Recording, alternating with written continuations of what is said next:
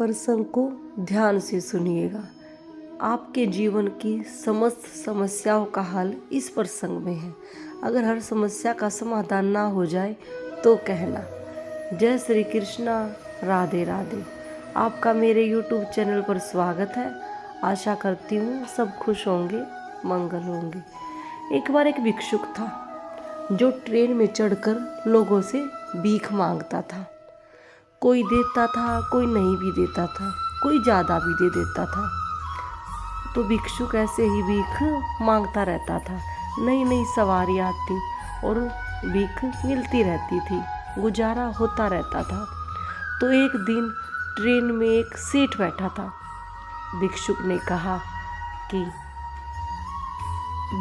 भिक्षा दे दो। तो सेठ ने कहा कि क्यों दे दूं? चलो मैं दे भी देता हूँ, लेकिन तुम मुझे इसके बदले में क्या दोगे? तो भिखारी ने कहा, भिक्षुक हूँ, क्या दूंगा, मैं तो मांग रहा हूँ। तो सेठ ने कहा, अगर कुछ दे नहीं सकते तो ले कैसे सकते हो? तुझे लेने का भी कोई अधिकार नहीं है। तो भिक्षुक उतरा ट्रेन से, सोचने लगा कि मुझे भी कुछ देना है लोगों को, तब भिक्षा लूँगा। ऐसे मैं अब किसी से भीख नहीं मांगूंगा। ऐसे ही सोचता रहता है। और वहाँ पर बहुत सारे पौधे लगे हुए थे फूलों के। उन सब पे से फूल तोड़ लेता है। जिस किसी से भी भीख लेता, एक फूल दे देता। तो भिक्षुक ने क्या देखा, लोग बड़े खुश होकर फूल ले रहे हैं और भिक्षा भी अच्छी दे रहे हैं। तो ऐसे ही भिखारी बहुत खुश रहने लगा कि मैं भी कुछ दे रहा हूँ। तो फिर कुछ दिनों के बाद सेठ फिर ट्रेन में आते हैं। तो भिक्षुक ने कहा, सेठ ये लो फूल और मुझे भीख दे दो। तो सेठ मुस्कुराता है और बड़ा खुश होकर उसको पैसे देता है। तो फिर सेठ कहता है कि अब तुम भिक्षुक नहीं रहे, अब तुम व्यापारी हो। तो भिक्षुक बहुत खुश हो जाता है और ट्रेन से नीचे उतरता है स्टेशन के आते ही, और आसमान की तरफ देखता है और ज़ोर ज़ोर से चिल्लाता है कि हे प्रभु, अब मैं भिखारी नहीं हूँ, अब मैं भिक्षुक नहीं हूँ, अब मैं एक व्यापारी हूँ।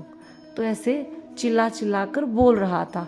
सब लोग सुन रहे थे, सब बोल रहे थे कि पागल हो गया है, भिक्षुक का बेचारा पागल हो गया है। लेकिन अब भिक्षुक की समझ में आ गया था कि मेरे को व्यापार करना है। अब ऐसे ही भिक्षुक प्रतिदिन फूलों को तोड़ता और फूलों को बेचना शुरू कर देता है। ऐसे ही व्यापारी बन जाता है। एक बार स्टेशन पर सेठ सूट बूट पहनने खड़ा था। एक दूसरा व्यक्ति भी खड़ा था जिसने सूट बूट डाल रखा था।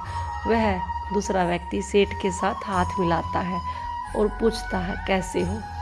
सेठ ने कहा, हम पहले तो कभी नहीं मिले, लेकिन अब यह दूसरा व्यक्ति कहता, नहीं, हम 3 बार मिल चुके हैं। तो सेठ ने कहा, हम कहाँ मिले हैं? तो दूसरे व्यक्ति ने कहा, सबसे पहले मैंने आपसे भिक्षा मांगी थी, मैं एक भिक्षुक था, लेकिन आपने कहा था कि मुझे बदले में क्या मिलेगा, मेरे पास कुछ नहीं था।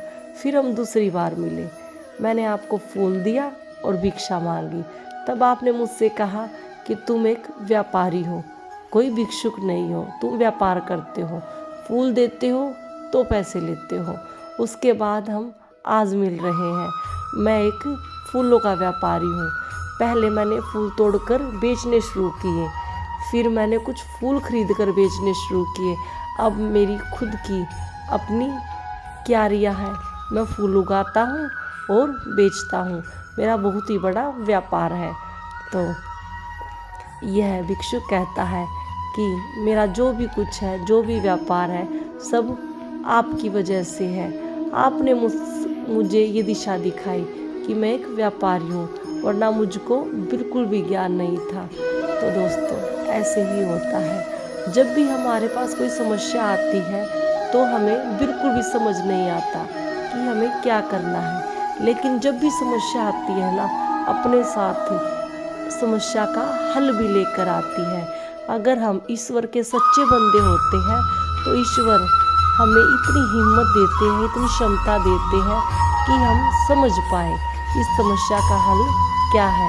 समस्या का हल सिर्फ स्थिर और ईश्वर का नेक बंदा ही समझ पाता है, वरना जो ईश्वर में विश्वास नहीं रखते वह तो हमेशा उलझते ही चले जाते हैं।